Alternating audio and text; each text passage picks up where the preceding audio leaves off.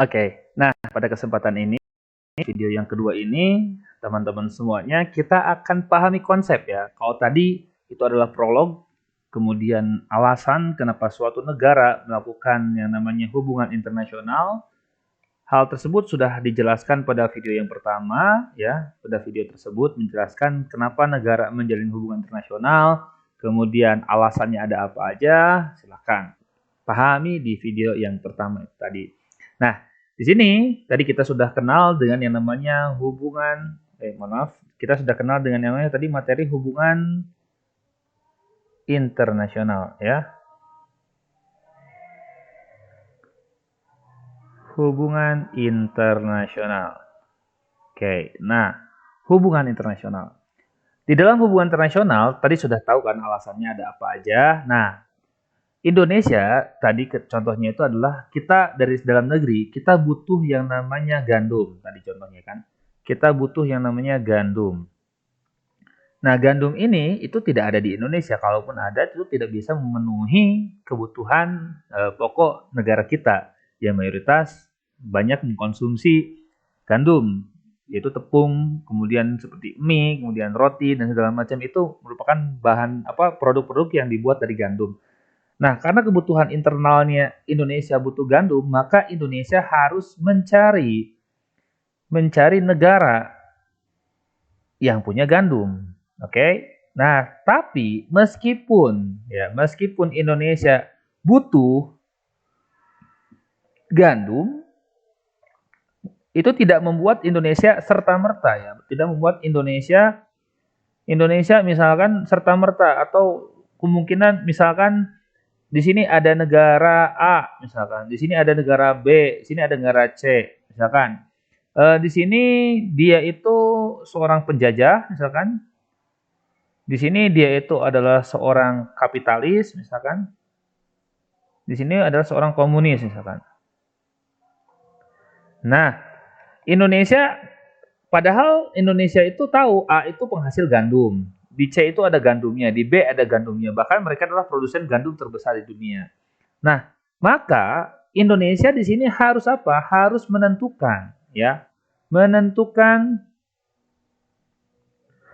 politik luar negeri. Menentukan politik luar negeri ya.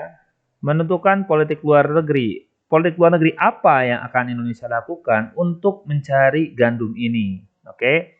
Tentu politik luar negeri Indonesia sudah tercantum dalam pembukaan Undang-Undang Dasar Negara Republik Indonesia tahun 1945.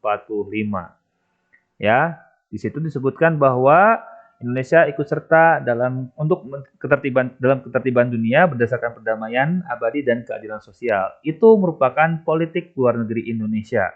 Ya. Nah, lalu politik Indonesia itu apa? Di dalam pembukaan Undang-Undang Dasar itu apa intinya? Politik luar negeri Indonesia intinya itu adalah politik yang bebas aktif. Nah, politik luar negeri Indonesia itu adalah politik bebas aktif. Selain politik bebas aktif juga, Indonesia pun dalam hal berkancah atau dalam hal politik luar negerinya itu adalah politik yang netral. Nah, sebagaimana yang pernah disampaikan oleh Muhammad Hatta, yang merupakan wakil presiden Indonesia yang pertama, mengatakan tentang Indonesia itu sekarang posisinya adalah mendayung di antara dua karang. Mendayung di antara dua karang. Maksud dari mendayung di antara dua karang itu adalah Indonesia itu adalah negara yang netral. Indonesia pun negara yang bebas. Ya. Kenapa? Karena pada saat itu ketika Indonesia merdeka saat itu, kemudian Perang Dunia baru selesai, itu ada yang namanya Perang Dingin. Nah, Perang Dingin ini, mohon maaf ya teman-teman, bukan perangnya di kulkas, atau perangnya di kutub utara, atau di kutub selatan, atau perangnya di atas salju, bukan. Tapi Perang Dingin ini adalah perang ideologi. Nah, ideologi apa? antara liberalism versus komunis. Liberal dipimpin oleh USA, sedangkan komunis oleh Soviet. Nah, itu alasannya muncul perang dingin. Nah, Indonesia saat itu berada ditanya kan, Indonesia mau ada di posisi mana? Nah, Muhammad Hatta mengatakan Indonesia itu mendayung di antara dua karang. Ya, artinya apa? Indonesia netral, tidak mau memihak ke liberal ataupun ke komunis. Indonesia pun tidak terikat, artinya bebas. Dia itu tidak terikat oleh negara manapun. Ya, tidak terikat oleh negara manapun. Beda halnya dengan negara-negara persemakmuran yang mana mereka merdeka itu karena diberikan oleh negara yang menjajah mereka. Jadi mereka tuh terikat. Beda dengan Indonesia yang perjuangan itu muncul dari dalam negerinya sendiri dan Indonesia lepas dengan usahanya sendiri begitu. Tidak diberikan oleh siapapun. Maka Indonesia punya politik bebas di situ dan Indonesia pun netral saat itu. Ya. Netral di sini adalah tidak memihak kepada liberal atau komunisme. Nah, itu kejadian itu terjadi ketika perang dingin ya antara Amerika, USA dan Soviet gitu. Nah, itu adalah politik luar negeri Indonesia, bebas, netral. Nah, sekarang apa yang dimaksud aktif? Oke. Apa yang dimaksud politik luar negeri Indonesia itu aktif? Indonesia itu selalu ikut dalam hal perdamaian dunia. Selalu ikut dalam perdamaian, ya, perdamaian dunia. Misalkan ada negara yang sedang konflik ya, misalkan ada negara yang sedang konflik. Nah, Indonesia selalu muncul di tengah konflik itu, bukan untuk membuat riuh, bukan untuk membuat perang itu kembali berkobar, tapi Indonesia itu aktifnya itu adalah sebagai orang yang berfungsi atau sebagai negara yang berfungsi untuk mendamaikan kedua negara yang sedang berperang tersebut. Nah, itu makanya Indonesia mempunyai politik luar negeri aktif. Karena apa? Tadi Indonesia itu ikut dalam untuk menciptakan ketertiban dunia berdasarkan perdamaian abadi dan keadilan sosial. Itu sudah tercantum dalam pembukaan Undang-Undang Dasar Negara Republik Indonesia tahun 1945. Itu adalah aktifnya Indonesia. Adapun bebasnya tercantum bahwa sungguhnya kemerdekaan ialah hak segala bangsa. Itu bebasnya.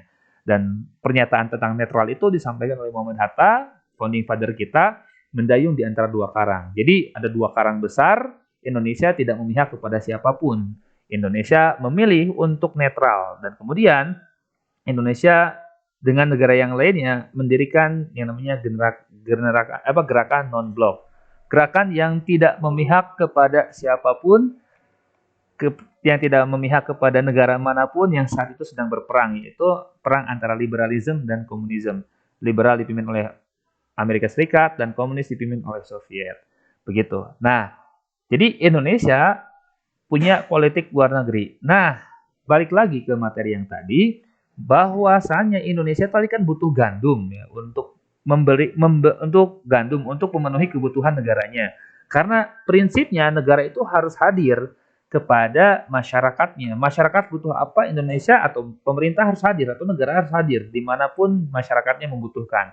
Dalam hal ini, masyarakat Indonesia itu membutuhkan gandum karena kita tidak bisa makan mie, kita nggak bisa makan roti gitu karena gandumnya nggak ada gitu. Nah, karena Indonesia butuh gandum, maka harus Indonesia menentukan dengan negara mana Indonesia akan bekerja sama. Dalam hal ini tadi kan ada 3 pilihan, A, B dan C. Gitu. A dia itu sebagai negara penjajah, B kapitalis, C komunis. Nah, kira-kira menurut kalian, Indonesia akan kerjasama dengan A, B, atau C? Oke, ya. Otomatis tidak akan dengan si A. Kenapa? Karena di sini Indonesia itu politik luar negerinya bebas aktif, netral. Jadi si A itu dia itu tidak menciptakan perdamaian. Dia itu adalah seorang penjajah. Maka Indonesia tidak akan pernah kerjasama dengan negara-negara yang menjajah. Oke? Adapun dengan komunis, dengan kapitalis, itu karena Indonesia netral, tidak memihak kepada siapapun, tidak memihak kepada komunis, tidak memihak kepada kapitalis, Indonesia pun tidak terikat, yaitu bebas, tidak terikat ya. Tidak terikat, bebas itu, tidak terikat. Karena Indonesia dulu merdeka bukan dikasih gitu loh. Indonesia merdeka karena hasil perjuangan sendiri. Jadi Indonesia tidak terikat oleh negara manapun, tidak terikat meskipun yang menjajah kita adalah Belanda dan Jepang yang mayoritas mungkin merupakan kapitalis, maka atau liberal, maka kemudian tidak membuat Indonesia harus liberal juga gitu. Makanya Indonesia di sini ketika Indonesia mencari gandum sesuai dengan politik luar negerinya, Indonesia kemudian bekerja sama dengan B dan C ini, oke?